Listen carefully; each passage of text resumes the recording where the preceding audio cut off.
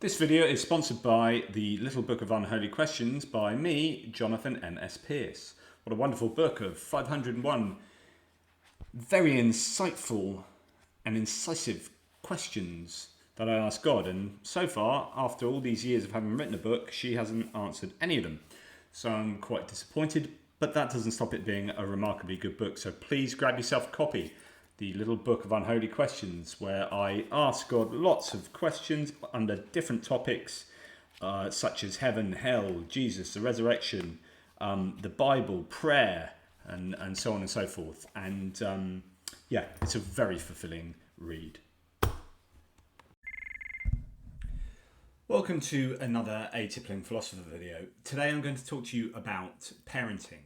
Now, I am an agnostic atheist philosopher. I'm a teacher, ex-teacher. I'm a parent of presently 10-year-old twin boys.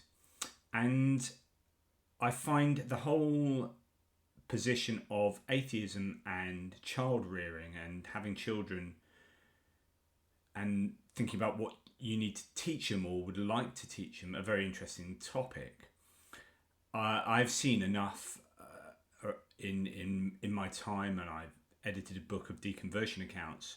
I've seen enough of examples of where people are brought up within a very strongly religious framework and familial setting, and they are conditioned to a certain belief, and in those cases eventually rejecting that as they come to understand the world and better and think for themselves more.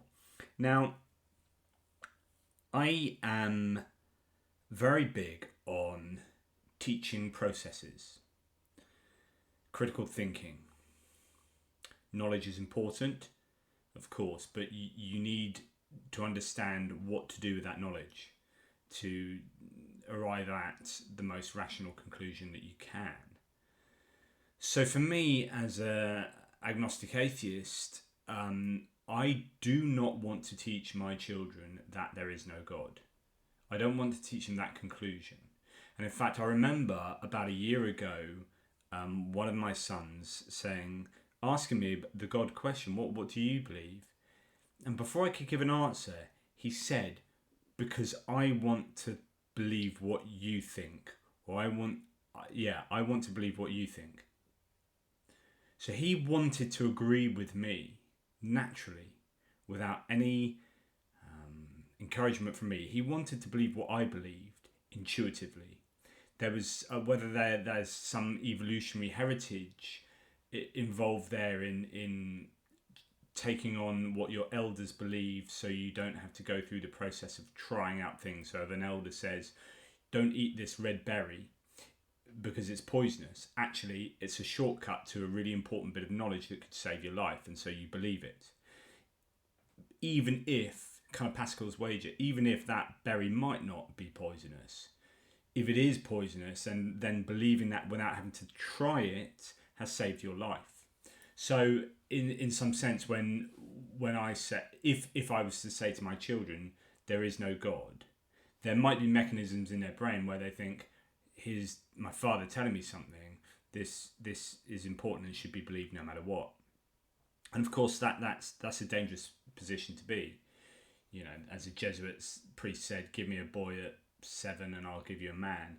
You know, I think children are inherently very moldable at many different ages, and one has to be very careful with what they're taught. So coming back to my position, when my son said, because I want to believe what you think, I was like, alarm bells were going in my head, because that is definitely what I don't want to happen. And, you know, there are so many people in the world that would think, yes, success, my boy's going to be just like me, and who will teach their children the conclusion. For me, that's a failure, because it means that conclusion is built on nothing but assertion and believing what someone else says unquestioningly. And that's no way to start doing philosophy.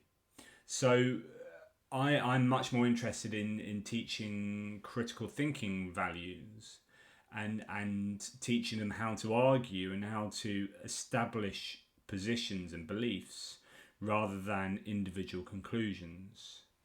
So I will say to them that this is what I believe. You've asked me this, but don't, and I will tell them this, don't believe it just because I believe it. And so, of course, they're still going to be probably doing that, knowing what my belief is.